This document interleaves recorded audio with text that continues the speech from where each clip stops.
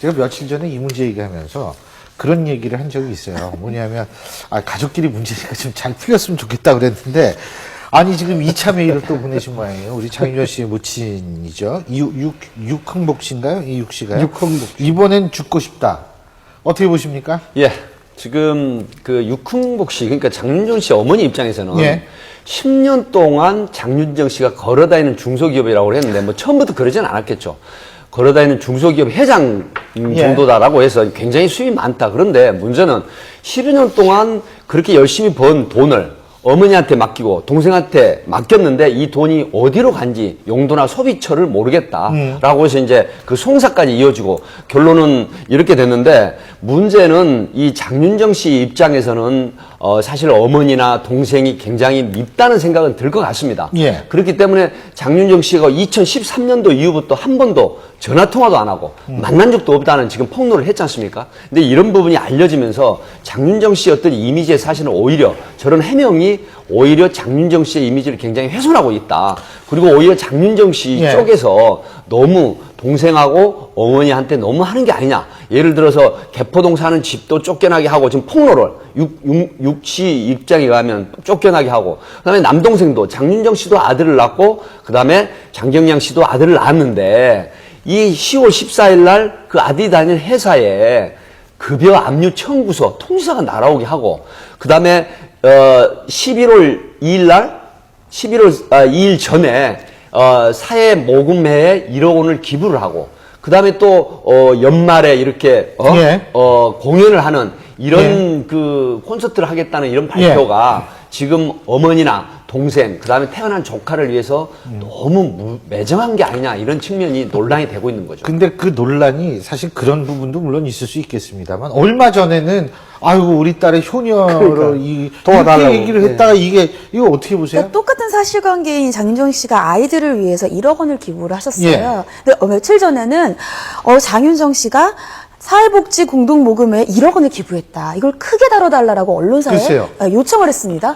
그러고 나서 그 이후에 바로 그 1억 원이나 다 모르는 애들한테 기부하면서 자기 조카 분유는 뺏어 먹느냐 이렇게 또 얘기를 했어요. 근데 그 사이에 만약에 통지가 압류 통지가 갔다면 그런 마음이 바뀔 수도 있다고는 하겠는데 압류 통지는 그 전에 갔거든요. 그럼 같은 기초 사실관계를 가지고 장윤정 씨를 상대로 해서 그것도 중간에 언론을 통해서 얼렀다가 아니면 협박했다가 약간 이런 걸로 보이거든요. 아무래도 시청자 입장에서 보기에는 그럼 과연 엄마가 원하는 건 뭘까? 글쎄, 그게 그런 생각이 궁금해지죠. 예. 참 이것도 참 섭섭한 소식 아니겠습니까? 뭐 어느 집이 그 사연 하나씩 없는 집안이 어디 있겠습니까? 뭐 장윤정 씨도 마찬가지로 이제 이런 사연들 때문에 세간에 화제가 됐고 장윤정 씨도 굉장히 마음고생 많이 했지 않습니까?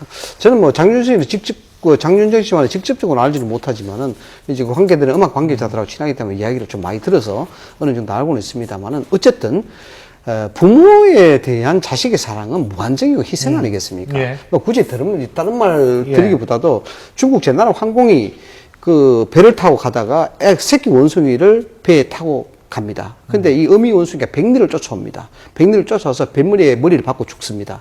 죽어서 나중에 제나라 황공이 이 원숭이를 보니까 속이 다 찢어져 있더라. 이게 이제 자식에 대한 사랑은 사람보다 더 짐승이 더하다는 것도 이제 애들로 이야기하는 것인데 저는 장윤정 씨 어머니가 어떤 생각인지 모르겠습니다만은 진짜 자식의 사랑과 자식의 행복을 위한다 그러면은 가만히 계시는 게 맞지 않느냐. 그런 것이거든요. 왜? 이런 얘기를 하면은 과거 얘기가 또 도착해지고 여기에 대해서 또다시 회자가 되면 그것이 장윤정 씨한테 무슨 도움이 되겠느냐는 것이죠. 그게 무슨 자식에 대한 사랑이냐는 거죠. 예.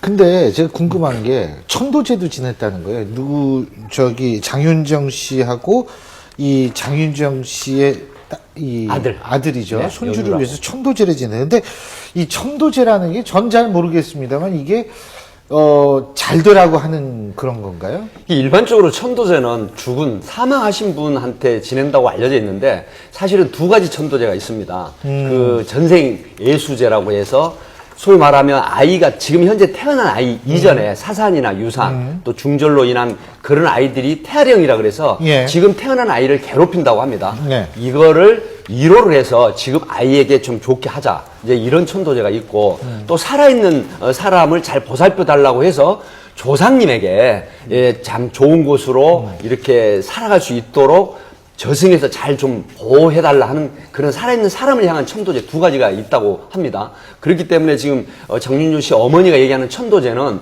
뭐 그런 뜻으로 해석이 되는데 저는 이 상황을 보면서요. 장윤정 씨 어머니 육흥복 씨가 그 장윤정 씨에게 어떤 메시지를 강하게 던지는 게 아닌가 그런 생각이 들었습니다. 수사학적 측면에서 제가 생각을 해봤거든요. 이유가 뭐냐면 지금 예를 들어서 동생에게 예. 압류 통지, 예. 급여 압류 통지가 날라왔죠. 근데 그 이후에 공동체 사회 모금에 이름을 예. 기부를 하고 연말에 뭐 콘서트를 한다는 예. 발표를 했는데 그 내용을 보면 마치 딸을 이해하는 것처럼 보이는데 비아냥거림이 들어있어요.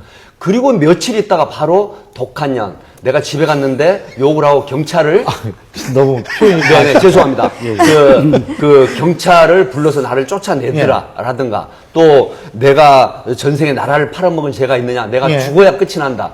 이런 얘기들은 장윤정 씨 딸을 향한 굉장히 강한 어떤 메시지를 던지고 있다. 이렇게 보입니다. 교수님. 예. 그 장윤정 씨 가족의 이제 이 예. 사안을 보면서 저는 장윤정 씨 어머니가 진짜 친모인가 이런 생각이 들어요. 연예인으로 산다고 하는 것이 사실 굉장히 외롭고 힘들다고 저는 생각합니다. 물론 이제 장윤정 씨 동생도 뭐 사업을 하기도 예. 하고 뭐 회사원을 한다 그러는데 부모가 그 사람이든 동물이든 사실은 이세 자식한테는 정말 무한히 베푸는 것이고 그리고 예. 또 허물이 있으면 덮는 거거든요. 근데 이 허물 자꾸 들추는 걸 보고 야 이게 결국은 파고 들어가 보면 결국 돈 문제가 아닌가라는 생각이 드는 것이요. 왜냐하면 소송하고 맞소송하고 이런 걸 보고 그러면서 이제 그 연예인이라고 하는 건 장윤정 예. 씨뿐만 아니라 연예인 가족도 사실은 예.